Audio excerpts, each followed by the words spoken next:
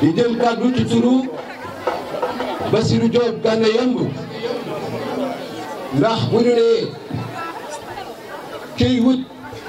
cilmaxa ana ay bokkam dañoo war a présenter ay bokkam Makhtar Ndoumbé nga ne toog di doomi Bassirou Diop Gana mus léegi nii toog di doomi Alaaji Cheikh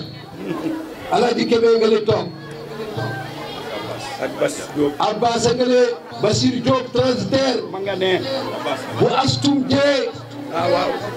bu Bassirou Gana Yemb kon say mbokk ngi nii doomi ndeyam yaa ngi nii sagar asto ngi nii la branche qui quitte son arbre meurt bépp bànqaas bu demee ci garab ba mu bokk day dee kon Modou Matar ak ay bokkam ñoo ànd Modou Matar rek bu laajee cilmaxa war na noo xam ki ko laaj mooy kan suñu maam ya ñoo ànd sanc Sagata sanc kër Amadou Yàlla sanc cilmaxa gii Téemour Diop la daan dal jóge Jolof asal maram benn ñaan ma duma xuree jabale ñaan saa xeer Fatma kuli kodd mbañ gànna ma ngóonem xeel yow dëkk bii di koy fetal di maye yaa ko moom tey jii di koy carte di joxe boo ko laajee réew mi xam nañ ni danañ ko jox ku mën a jàng ku am personnalité ku bëgg boppam ku foyewul boppam kon wax ji du bari waaye da ngeen xam ni ci turu Bassirou Diop Gana Yemb rek laa jël kàddu bi moo ma yar moo koy juróom mu tedd ba nga xam ne ci kër Moussa Buri la dëkk Moussa Buri dëggal koddu ak Omar Buri daa Kumar Buri bari dem gille dañuy dañal waaye ba ñuy dëpp dañ leen a sëf Diop boo laajee cilmaxa yaa ko moom la joor moo ne la tir borom sawara bu bari wa ci xàndam borom sawara bari wii ci dëkkal am na ak moo xam ne dafa duma buur ba Jolof duma ba Siin duma baraag ba ca Waalo duma teen bi ci Bawol duma ñëpp sama maam way ko na ko Ngoone Njaayoo Ngoone Dikkee Ngoone la tir la way Ngoone ndeyi dameel Ngoone ndeyi teeñ Ngoone ndeyi bargaat ba ca Waalo ndeyi ba Siin ndeyi ba Saalum ku way Ngoone naan ku saaga Ngoone dee boo laajee dëkk bi yaa ko moom boo koy fetal day maye yaa ko moomoon tey jii bi comme njàng day maye ku la dàq njàng ci réew mi amu fi kon Diop man de lii ma ànd ak yow dugal sa loxo da nga ci am ndam barki Serigne Touba. ñaan ñu jóg Cheikh Mokhtar toog. Cheikh Mokhtar toog. mu doon siège am ca mairie ba. mu doon siège am ca mairie ba bismillah. Cherif Dumu. mina sheytaani rajim. asalaamaaleykum wa rahmatullah. waaleykum salaam. fay leen nuyoo waay. Cilmaxa. Are you here? yoo waay wuy leen waay. Mbakol. waaw Mbakol. Are you here? Are you ready for change? Yeah. We need to change the commune of Cilmaxa Mbakol. Hello Mbakol. Yeah. Are you with me? Hello, you mean? Are you ready? Ready? Are you ready for change? Yeah. Yes. Yeah. Yes, we can. Yeah. Yes, we can. Yes, we can. Yes, we can. We will change Mbakol, inshallah. Jërë ngeen jëf. waa Cilmaxa mani ndax pare ngeen. mani ndax pare ngeen. waaw waaw. pare ngeen pour ñu soppi commune bi. waaw waaw fii yaa ko moom. waaw waaw fii yaa ko moom. waaw waaw fii yaa ko moom. waaw waaw fii yaa ko moom. fii yaa ko moom. su ngeen paree de man nag mënuma fal sama bopp yéen a mën a fal li ma man nag mooy juddoo fii damay wax naan man sax man juddoo ma dispensaire sama wanaw baay wee laa juddoo Bassirou Diop sama baay aju sono jeng sama yaay tey nag sama xol sedd guy yi ndax fii ñu defee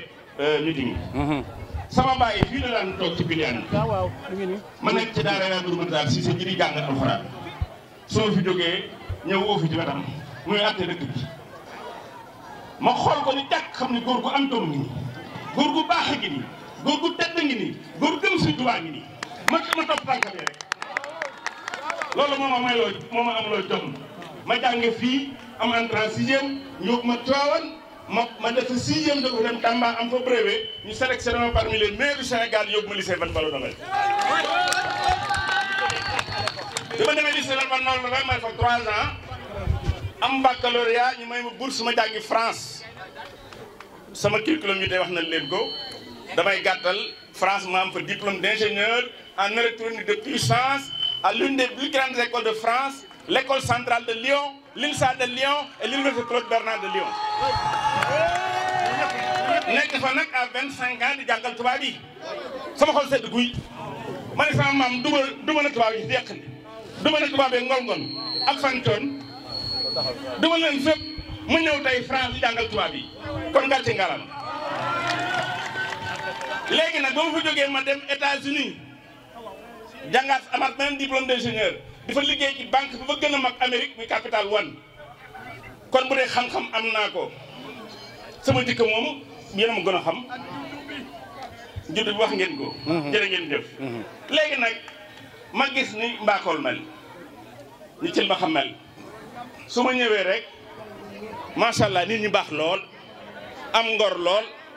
ma fàttali ko nag mag ñu baax ñi fi nekkoon ak sama baay foog ma fàttali leen Baye Ablaye Touba Daara rakam dama ci lim tuuti rek Alaaji Cheikh Diop rakam bëggoon ko lool ak seen rek seen njabootu ji toog jërë ngeen def Diop sama xol sedd na sama xel dal na waaye li gën a dalal sama xel nag mooy doom Baye Abdourahmane Diop ji fi ñëw di Xaadim Diop ba ma tàmbalee ba léegi mu ànd ak man Diop Assane sa baay bëggoon ma lool am bis mu ñëw Touba boobu am na 90 ans taal odoom ci mbax ñëw fekk ma Touba sama kër ni mu ñan dem man ko nan fa jëm man ñan dem rek ñu dem ba ci Sëñ Sidi Maxtaar Mbàkke xalifa général mu ne ko Mbàkke sama diggante yi ñëpp xam na ko leen rek laa bëgg kii sama doom ca yaa ma ci doy ñaanalal ma ko bàyyi bi loo defal loolu nag mën a koo fay yàlla nekkee àjjana amiin yaa rabbi sama xel dem ci ñi fi baax ñëpp ci ma xam moom mag ngee fi nekkoon doon suñu exemple Palaay Sari Dia këram a ngi nii bu daan ndéwénal këram la ñuy mujjee ndax da ngay xam ne boo muy fukk ba jógee Palaay Sari da nga am fanweer yàlla na yàlla yokku leer amiin yaa rabbi Alaaji Badara Mbay noonu la meloon moom tamit ak magam Dudu Mbay su ma limee damay juum wante nag dinaa fàttaliku kenn muy ki ngeen mu doon tuddee ma nekk xale muy Baye Ngunda Baye Ngunda ñeeg yàlla na ko yàlla yërëm amiin yaa rabbi moom dafa ma daan wax naan Maxtaar saa su ma saa reyu nag c'est le boucher du village damay woo ma ñëw Maxtaar kaa jël sa lakk yàlla na ko yàlla yërëm amiin yaa rabbi di sant bu baax nag Alaaji Ndari Sare bokk nañ ci dama tax am jom su ma sant nu daam ale baaba ma ne ko jóg mu ne ma yàlla nga nekk président yàlla na yàlla yokku leer kon ngeen xam ni li ma tax a jóg du jaaxaan kenn mosuma xam ci politique maam Bourama Sall ñoo bokk benn ndey moo ma yar jàgg na ci politique waaye kenn mosuma gis politique boobu li ma tax a dugg ci politique nag moo damaa gis ni mën naa jëriñ sama askan nekk Amérique xam fay Amérique yoo xam ne mën noonu jàppale sama askan ma gis loi bi nga xam ne nii pouvoir bi nga xam ne nii état conféré na ko les collectivités locales ca borom xam-xam bee toog expliqué leen muy Misbaax mais nga xam ne moo nekk suñu liste bi jiite liste professionnelle expliqué na leen kon ngeen xam ne ñun ay borom xam-xam lañ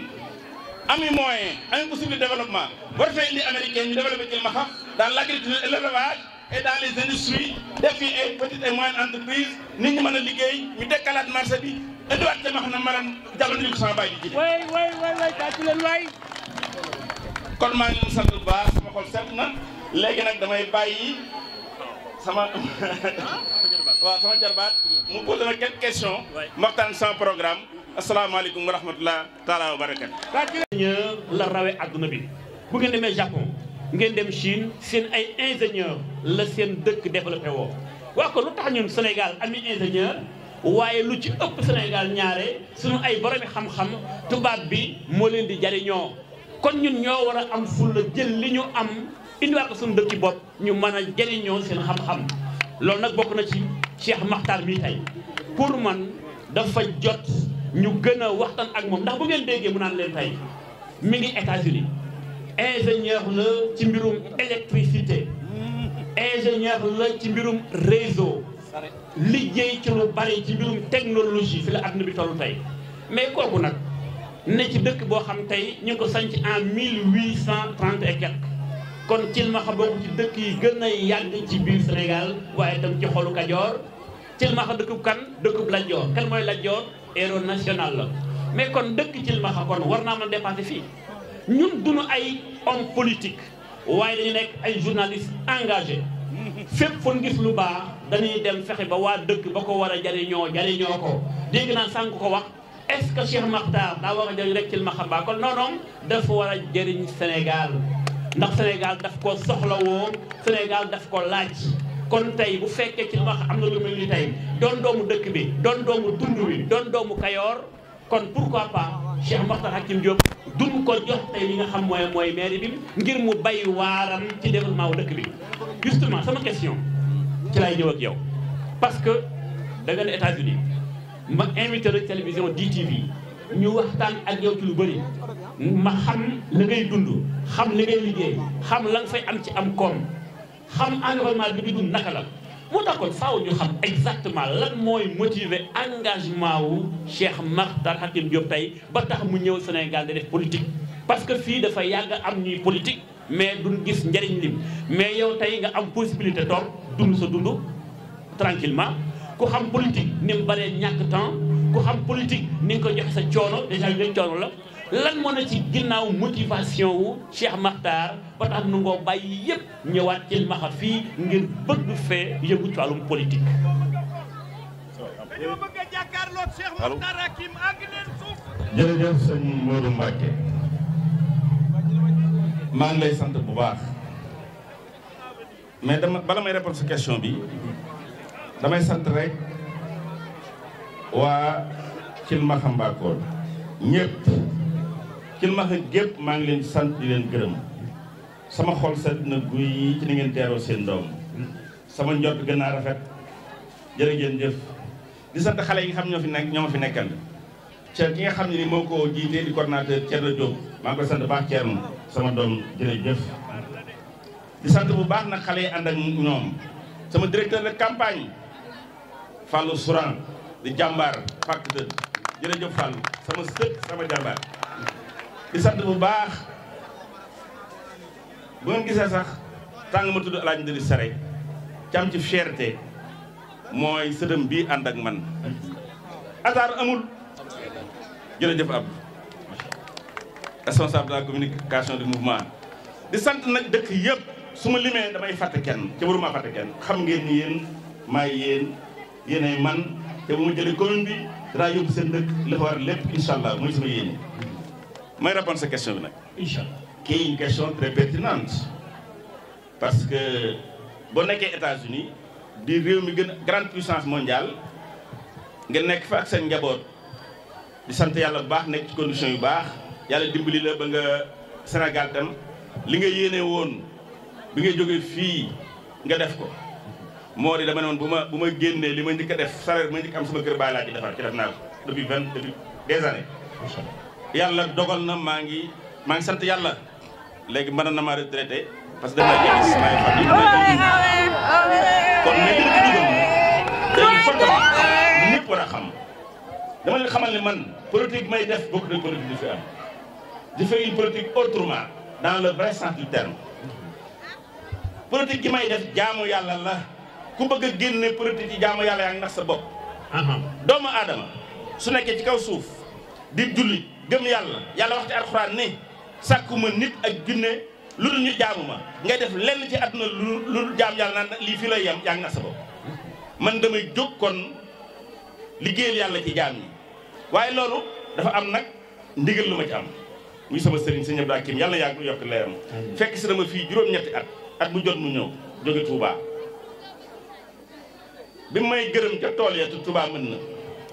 dama gërëm ñaanal ma ni Makhtar ma ne ko Mbacke mu ne ma na nga sax ci liggéeyal yàlla ci jaam yi quelque temps après mu dem ku ji suñu borom ma ne sëñ bi de joxoñ na ma sas na ma mission la ma jox mission boobu nan laa koy réaliser man maa ngi doon dimbali jaam yi defe ne maa ci nekk ndax li ma yor alal du ma yor dama ko séddale soo ko dem amali liggéeywaat ñu bokk ak saa bopp kon sëñ bi am na leneen lu may wax xanaa kon xam-xam bi la bëgg a wax ak relation yi naa ko delloo ci askan wi lii mooy sama engagement en politique moo ma poussé ma politique. ak situation bi am ci réew mi. ca mu leer ma ni am na beneen bu ma wax bu ma sëñ Abdou xam dañu ma woon Maxtaar ma ne ko Mbàkke fekk boobu am na policier bu fi ñëwoon bëgg moo yóbbu ko ci moom ñu luy bare mu dem mu ni ma Maxtaar ma ne ko bàyyi mu ne réew mi koo bëgg a defar faaw nga defar jikko yi ah ma ne sëñ doxaraan na ma dara de loolu moo tax ma tuddee sama parti jom jub jom c'est la restauration des valeurs loolu nag day programme boo xam ni bu xóot la boo xam ni am na loo xam ni commune ko man def waaye xam na loo xam ni état moo koy def il faut une refondation de l'éducation nationale du Sénégal une refondation totale pour que le pays change pour que jikko yi change mais ñi nga xam ne ñoo jiite réew mi askan war roy ci ñoom fokk ñoom jikko yi rafet yoo xam ni dañ koy sopp ba bëgg a soppee bu ko defee kenn du naxati kenn foofu la réew mi war a dem loolu nag programme bu yaatu la waaye programme commune bi moom du lu jafe ndax commune bi yéen a ma gën a xam wax ngeen problème yi fi am yéen ñëpp xam ngeen dëgg la gi fi nekkoon def na yéeneem yàlla na ko yàlla fay mu nit ku baax nag ay dara si la di sama mbokk yor sama rak mbaa sama mag waaye ñoo maase ak nit dafa koy tooñ naan xamu maag yow ko ci mag kon ñun noonu amul suñu diggante Alaaj Kébé Diop mais di sama xarit benn bakkan ma nekk ak moom France di jàng ñoom relation yu particulière mooy mag yi ki ay dara yor kon famille bi benn la bu demoon ni ma demee sa daan ma sawaay ñëwal jël loolu laa bëggoon demee nii mais nag lii compétition la compétition sincère lay doon ñun lu wax lu ñaaw ndax jànguñu ko yëruñu nit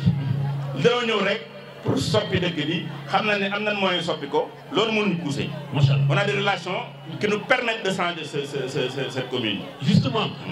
xam naa ne du ma def plateau télévision mais guddi na mais rapidement gis nga ni commune boo gis tey dafa am rôle ci développement wu Sénégal te gis naa ni la plupart des maires bu leen falee ba noppi dañuy wut ay partenaires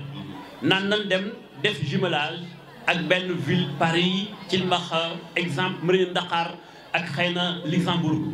ma gis ni kon mënta ñàkk développement territorial nga am ay partenaires à l'étranger loolu moo tax ay temps mu doon poser débat di wax ne ana lan mooy rôle et place de la diaspora sénégalaise pour un Sénégal développé. tey dafa mel da nga bëgg a tontu sama laaj boobu tey bon justement tey Thilmakha tey koo xam koy wax sànq bi di wax dëkk la bu ñu sos en 1830 et quelque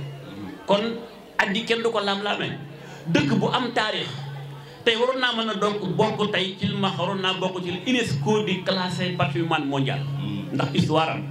na ci xolu Kayoor ak li fi xew ku ne xam na ko ku ne xam na ni économiquement parlant am na lu Thilmakha soxla ndax am na lu mu amoon ku ne daal di dégg at ne Thilmakha loolu tey ana lan mooy dëgg-dëgg projet Cheikh Makhtar ngir gën a redynamiser économie wu Thilmakha ak delloo Thilmakha gëddaam en tant que li am ci histoire nga àdduna xam ko. jërëjëf tey tu as posé une question très intéressante et très complexe bon danaa ci répondre question bi dafa am solo lool waaye dafa yaatu jox xóot xam naa ni temps bi duñu ko may. dëgg la junj rek. mais danaa ci junj li ma njëkk a wax rek mooy li nga wax nii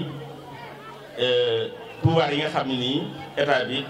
transféré na ko ci les compétences les collectivités locales mooy compétences yi leen transféré. bokk na ca nga dem war a wuti ay partenaires à l'étranger ku ne xam na ni communes yi amuñu doole seen xaalis seen budget amul doole c'est vrai que état da leen jàppale mais ñoom ñoo état da leen permettre ñu génn dem bitim réew wuti ay partenaires jàpp naa ne man mi nga xam ni dëkk naa 30 ans États-Unis di fa liggéey xam fa ay maires xam fa des hommes d'affaires waxtaan ak ñoom xam ni mën nanoo jariñ sama askan man du ma joxe lu xaalis boobu mën naa ko lijjanti indi ko fii incha allah. leneen li moo di nan la ñuy def ba développer Thilmakha ak tund yu ko wër defe naa ni sama co-listé be wax na ci di Misbah mu di Sénégal gépp sax rawatina Thilmakha pour mu développer fokk agriculture développer mooy mbay mi fokk aussi sàmm gi développer loolu nag ay projet lu ñuy travailler loo xam ne nii par exemple les fermes agricoles incha allah da def ay projet yoo xam ne nii xale yi dañu ci mën a liggéey liggéey yooyu ñu liggéey mbay yooyu ñu liggéey ak liggéey élevage yooyu du ñam ci liggéey ko jaay ko comme ni ñuy def jël gerte gi jël ko jaay ko Chine non ñun def loolu dañuy bëgg a créer des entreprises yoo xam ni c'est des entreprises qui transforment les produits maanaam produits yi nga xam ne ñu ngi koy bay ñu transformé ko jaay ko bu ko defee ñu gën cee mën a am xaalis non seulement dañu mën a gën a xaalis mais nit ñi dañ ci mën a liggéey parce que ku ne xam ne ni problème mu mbaakool en général Sénégal en général mais surtout mbaakool dëkk yi su ma fa demee xale yëpp dem nañ di wuti liggéey feneen bu ñu fexee ba util leen liggéey seen dëkk yi ñu yam fi dana mën nekk seen njaboot jàppale seen i waajur loolu bokk na ci suñu xalaat. leneen li may wax nag moo di am na loo xam ne nii xam en matière de politique tu peux pas dévoiler tous tes secrets. Oui, ça c'est vrai. On est en campagne. mais li may xamal daal moo di ni ma gisee Kajoor ak jeunesse bi maanaam bëgg-bëgg bi ñu am jom gi ñu am nungoo liggéey gi ñu bëgg changement bi ñu bëgg jàpp naa ni suñ amee koo xam ne mën na leen a indil opportunité yoo xam ne mën nañ ci liggéey Sénégal dana développé. wax nga lu jëm ci marché Thilmakha muy lu ma nostalgique fii laa màggee xam naa ni marché bi da meloon marché bi samedi lay commencé fu nekk la commerçant jóge Sénégal Dakar Saint-Louis fépp di ñëw Thilmakha naka la ñuy def ba redynamiser marché boobu su fekkee ni fexe nañ ba def ay programme yoo xam ne ni ñu danañ mën a liggéey la fay jógee dañ ko mën a indi ci marché mais du ñam ci foofu marché bi dañ ko war a defaraat déjà am na ay cantine ñoom i cantine dégg naa aussi bu ma demee ci àll bi danaan cantine yi kat dafa féete boor ñenn ñi rek a am ñoom ñenn ñi amuñu c'est la réalité li ñuy def nag moo di xam nga li ñuy wooyee mool xam nga mool danaan mool ba maal bu ñu koy maal ba ngeen di wax xam nga ñaari maal la fekk yu mag loolu baatu américain la mooy mool du maal mool la mooy marché mool nag bu ma yàlla dimbalee ba ma jël Sénégal danaa fi def mool moderne mool yi laay transformé dafa def ay boutiques yoo xam ne kenn ku nekk dana ci mën a ñi daan jàmbaraan amuñu place bu soobee la dana ci mën a am place bu ko defee dana redynamiser marché bi nit ñi gën a mën a am liggéey dëkk bi gën a dox askan wi gën a nekk ci jàmm da mën a jaamu yàlla. Voilà, il y a quelqu'un qui m'a demandé de poser une question peut-être en français. On va dire rapidement. Alors, Cheikh Makhtar Hakim Diop, vous êtes candidat à la mairie de Thilmakha, une ville historique, une ville riche en matière d'économie. Alors, quels sont vos projets phares pour le développement de cette ville? Je vais reprendre ce que j'ai dit en Wolof alors. Bon, mes projets phares, c'est surtout la modernisation de l'agriculture. Nous allons trouver des partenaires spécialement américains. Tout le monde sait que l'Amérique, ce qui fait l'économie américaine, c'est surtout l'autosuffisance alimentaire. L'agriculture américaine est l'une des agricultures les plus puissantes du monde. Nous savons des paysans noirs américains qui sont prêts à nous accompagner dans des projets agricoles. Donc c'est ça qui va être donc le projet phare, l'agriculture, l'élevage et la transformation de ces produits. Je dirais aussi qu'il faut moderniser le marché, redynamiser le marché hebdomadaire de Thilmakha, qui jadis était l'un des plus grands marchés du Sénégal. On parle maintenant de Diaoubé, des autres, mais Thilmakha était le plus grand marché de la région de Thiès. Je me rappelle quand j'étais jeune, les gens venaient de partout, de Mbabagaras, je connaissais tous ces villages-là à cause du marché. Ouais. Donc il faut redynamiser le marché en modernisant le marché de Thilmakha, en créant ce qu'on appelle des mini-malls. C'est-à-dire, il y a déjà, c'est déjà prévu, il y a 2 grands malls, il faut les transformer en cantines et permettre aux gens, ceux qui sont motivés, ceux qui ont l'expertise en commerce, de venir s'installer et faire leur commerce tranquillement. Je pense que ce sera un début pour le développement. Machallah, yakarna satisfaire na ki ma joxone sang papier bi guddina kon dañuy jéxal. Waye pour conclure, dama japp ni tay wax Kajoor ñoo delluwaat seen chance na la dekk bu xam ni am moy lan. Yakarna ñi ma xam na ni c'est la première fois ma tok ci lu melni. Dafa am lu naan lu yëngu lépp yëngal moo ko ëpp dooleem man doomu Kayor la ku yàgg gis samay débat yàgg naa koo wax yàgg naa koo jooy bi may ñëw sànq gis naa yoon wi dama ko filmé dugal sama page Facebook di interpeller autorités yi pour ñu taxaw ci ndax loolu jàpp naa ne da nga ci liggéey bu rëy ndax maire am na rôle bu mën a jouer maire day am